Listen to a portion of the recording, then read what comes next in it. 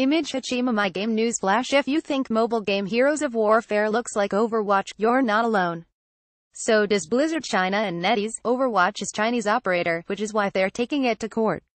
If you've never seen Heroes of Warfare, check out these screens from Hachima and My Game News Flash. Image Hachima My Game News Flash. Image Hachima My Game News Flash. Image Hachima My Game News Flash. Image Hachima My Game News Flash. Image Hachima My Game News Flash. Image Hachima My Game News Flash. Image Hachima My Game News Flash. Image Hachima My Game News Flash. Heroes gameplay. This seems to be the same ballsy Overwatch clone Kotaku previously introduced.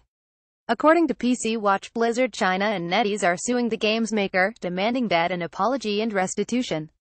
They are also asking that Apple remove it from the App Store. Both Blizzard China and NetEase say the game violates intellectual property and violates China's unfair competition law.